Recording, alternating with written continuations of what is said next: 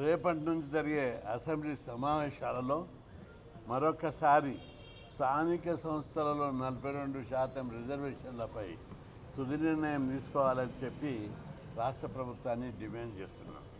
ఎందుకంటే అసెంబ్లీలో ఒకసారి చట్టం చేశారు, అది పాస్ కాలేదు, గవర్నర్ ఒప్పుకోలేదు అని అంటారు. మరొకసారి అసెంబ్లీలో చట్టం చేయండి. మరొకసారి చేస్తే ఆటోమేటిక్గా గవర్నర్ సంతకం పెట్టాలి.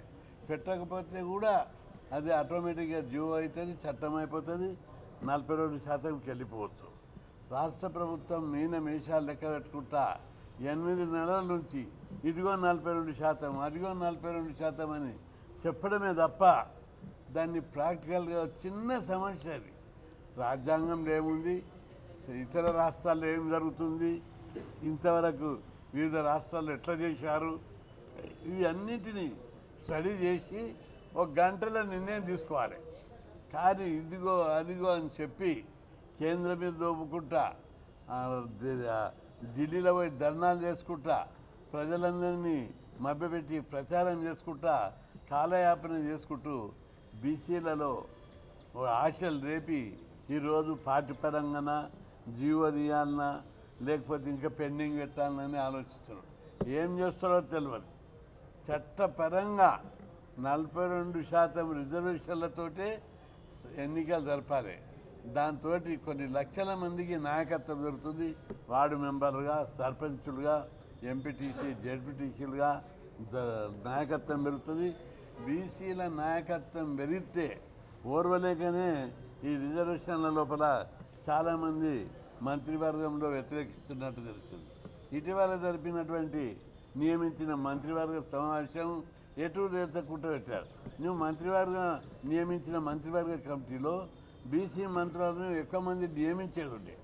అందులోపల బీసీ వాళ్ళని ప్రామినెంట్ వాళ్ళు ఉన్నారు. మీ దానిలో హనుమంతరావు ఉండే, మహేష్ గౌడ్ ఉండే, ఇంకా కొత్త మంత్రులు ఇంకిద్దరు మంత్రులు, శ్రీహరి ఉన్నాడు, వాకిటి శ్రీహరి, ఆమె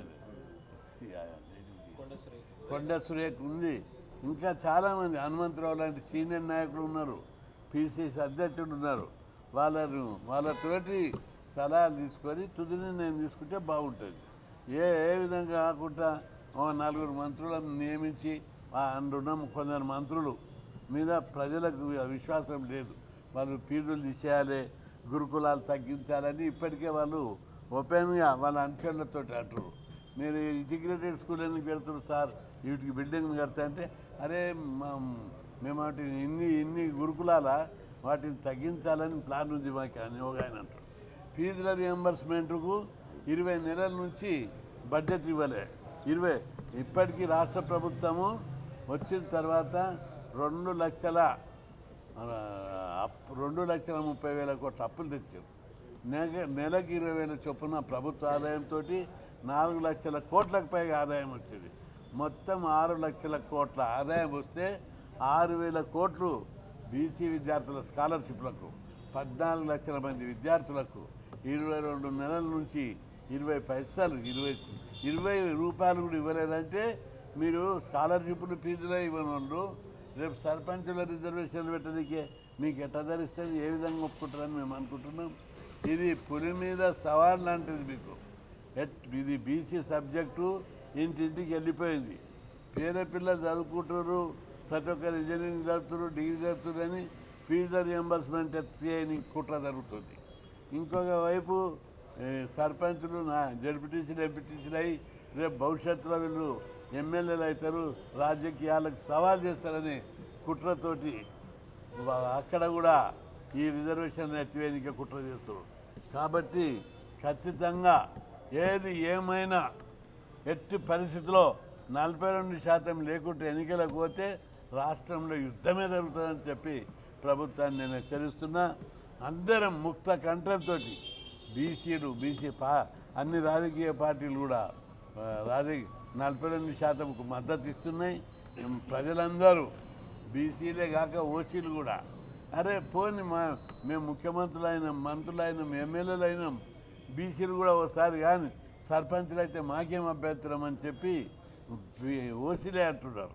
కాబట్టి ఇంత మంచి వాతావరణం లోపల ఇంకా ప్రభుత్వం మీన వేషాలు లెక్క పెట్టుకుంటా 42% ఇవ్వకపోతే రాష్ట్రంలో పెద్ద ఎత్తున ఉద్యమం జరుగుతుంది, యుద్ధమే జరుగుతుందని చెప్పి ప్రభుత్వాన్ని హెచ్చరిస్తున్నా.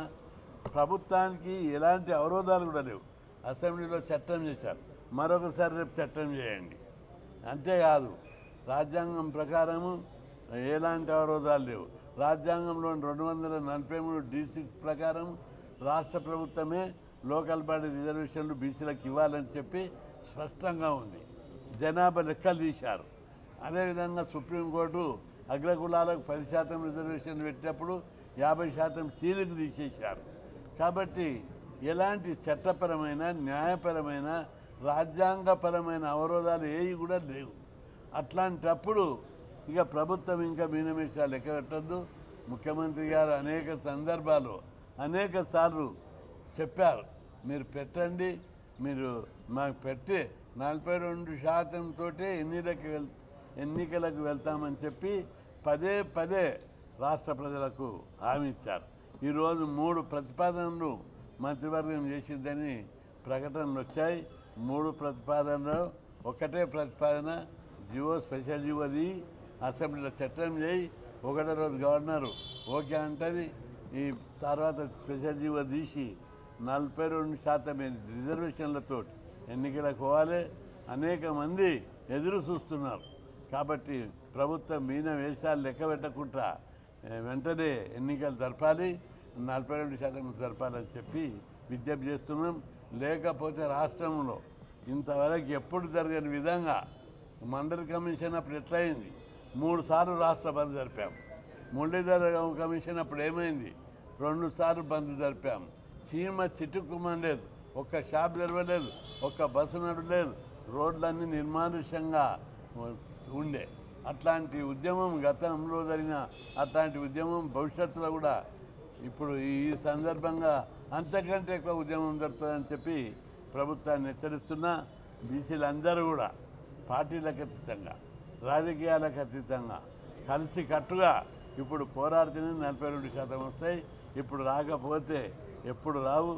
దీని మీద జాతి ప్రయోజనాల కోసం, వ్యక్తిగత ప్రయోజనాలు పక్కకు పెట్టి జాతి ప్రయోజనాల కోసం బీసీలందరూ కలిసికట్టుగా రావాలని విజ్ఞప్తి చేస్తారు.